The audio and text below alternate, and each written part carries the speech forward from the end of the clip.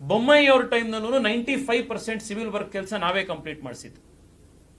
ಇವ್ರ ಸರ್ಕಾರನೇ ಇರಲಿಲ್ಲ ಅವಾಗ.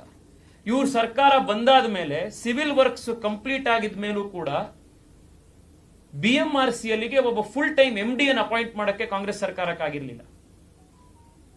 ನಿಮ್ಮೆಲ್ರಿಗೂ ನೆನಪಿದೆ, ಕಳೆದ ವರ್ಷ ಜನವರಿಯಲ್ಲಿ ಸುಮಾರು 3 ತಿಂಗಳು ನಾವು ಹೋರಾಟ ಮಾಡಿದ ಮೇಲೆ ರಾಜ್ಯ ಸರ್ಕಾರ ಫಸ್ಟ್ ಟೈಮು ಒಬ್ಬ ಫುಲ್ ಟೈಮ್ MD ಅನ್ನ ಕರ್ನಾಟಕ ಮೆಟ್ರೋ ಬೆಂಗಳೂರು ಮೆಟ್ರೋಗೆ ಅಪಾಯಿಂಟ್ ಮಾಡಿದ್ರು.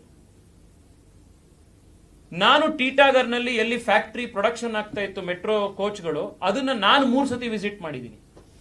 ನಾನು 3 ಸತಿ ವಿಸಿಟ್ ಮಾಡಿದಾಗ್ಲೂ ಕೂಡ MDಗಳು ಯಾರು ವಿಸಿಟೇ ಮಾಡಿರಲಿಲ್ಲ, ಯಾಕೆಂದ್ರೆ ಅವಾಗ ಫುಲ್ ಟೈಮ್ MDನೇ ಕೊಟ್ಟಿರಲಿಲ್ಲ.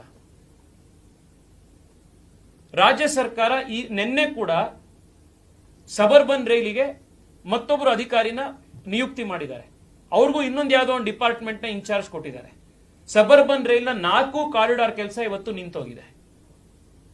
ಇದು ರಾಜ್ಯ ಸರ್ಕಾರದ ಎಕ್ಸ್ಪರ್ಟೀಸು. ವೀಸಾ ಸಮಸ್ಯೆ ಆಯಿತು. ಒಂದು ದಿವಸ ನೀವು ಮುಖ್ಯಮಂತ್ರಿಗಳು, ಉಪಮುಖ್ಯಮಂತ್ರಿಗಳು ಈ ವೀಸಾ ಸಮಸ್ಯೆ ಬಗ್ಗೆ ಮಾತನಾಡಿರೋದು, ಟ್ವೀಟ್ ಮಾಡಿರೋದು, ಕೇಂದ್ರ ಸರ್ಕಾರದ ಮಂತ್ರಿಗಳ ಜೊತೆಗೆ ಮಾತನಾಡಿರೋದು ಒಂದು ದಿವಸ ನೋಡಿದೀರಾ? ಟಿಟಾಗರ್ನಿಂದ ಪ್ರೊಡಕ್ಷನ್ ಫೆಸಿಲಿಟಿ ಆಯಿತು, ಹೊಸದಾಗಿ ಫ್ಯಾಕ್ಟರಿ ಶುರು ಮಾಡಿಸ್ತು, ಬೆಂಗಳೂರು ಮೆಟ್ರೋಗೆನೆ ಡೆಡಿಕೇಟೆಡ್ ಆಗಿರುವಂತ ಒಂದು ಅಸೆಂಬ್ಲಿ ಲೈನ್ ಅನ್ನು ತಯಾರು ಮಾಡಿಸ್ತು. ಎಲ್ಲಿದ್ರು ಇವರೆಲ್ಲರೂ ಅವತ್ತು? ಈ RCB ಕ್ರಿಕೆಟ್ ಮ್ಯಾಚ್ ಅನ್ನ ಗೆದ್ದಾಗ ಇವರೇ ಏನೋ 6 4 ಹೊಡೆದು RCB ನ ಗೆಲ್ಸಿದ್ರು ಅನ್ನೋ ರೀತಿ ರಾಜ್ಯ ಸರ್ಕಾರದವರು ಪೋಸ್ಟ್ ಕೊಟ್ರು. ಕ್ರಿಕೆಟ್ ಮ್ಯಾಚ್ ದೇನೇನೆ ಅಷ್ಟೊಂದು ಕ್ರೆಡಿಟ್ ತಗೊಳಕ್ಕೆ ನಿಂತಿರೋರು ಇನ್ನು ಮೆಟ್ರೋದಲ್ಲಿ ಕ್ರೆಡಿಟ್ ತಗೊಳ್ಳೋದಕ್ಕೆ ಬರೋದಲ್ಲಿ ಇರ್ತಾರ?